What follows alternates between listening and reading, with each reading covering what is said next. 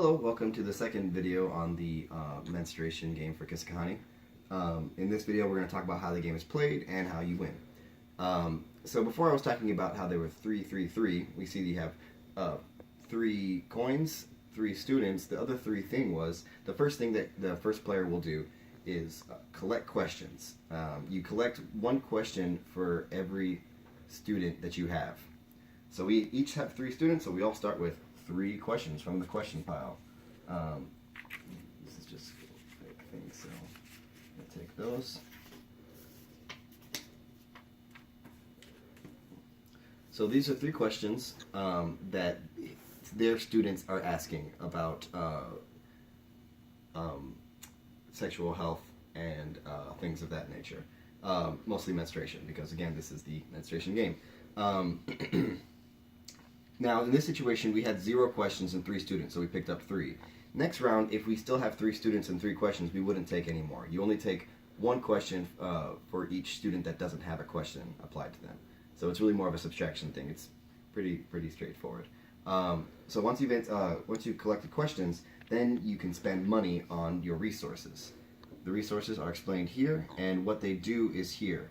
So as you see, there's 2 kinds of icons. There are the idea thing, which are answers to the questions, and then the ones with the picture of 2 students, that's gains you students. So the object of the game is to answer as many questions and have as many students as possible. So these ones are really good, but if you keep getting new questions and you don't answer them, then you may gain stigma, which will lose you students eventually, but we'll cover that in a moment. Once you've decided to spend your resources on one of your resources, then next you can use your resource. Once you use your resource, you apply the effects that are shown here to your school, and you collect what you need. So this is plus 3 students, so I'll move my student counter to 6, and then I will take a answer card. Review this for a second. None of my questions are answered by this, but I have this now in my hand, and I can use that whenever I do get the question. Once you've done your resource and you've collected either your students or your information cards, you then have a chance to answer questions. We can't answer any questions, so we'll go ahead and skip that. Next, you make a stigma roll, and this is the thing that I mentioned before. For every student, or for every 5 to 7,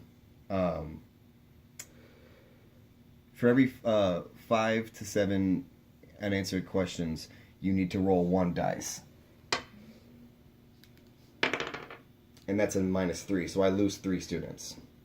If I had 8 to 9, then you roll 2 of these, which is 4, it's even worse. But if you have more than 10 unanswered questions, I would roll all 3, which in this case was actually less than the other ones. But as you can see, it's much worse if you keep collecting unanswered questions. On the next turn around, if we still had 6 students, we would need to collect 3 new question cards. So once again, every turn, at the beginning of your turn, you need to collect enough question cards so you have 1 for each of your students. And once again, the breakdown for the stigma die is 5 to 7 is 1, 7 to 9 is 2, and more than 10 is 3. The player who has the most answered questions once the game ends, and the game ends once one of the students answers 5 different questions, the character that has the most students and the most answered questions combined wins. And that's the menstruation game. I hope that was helpful. Thank you.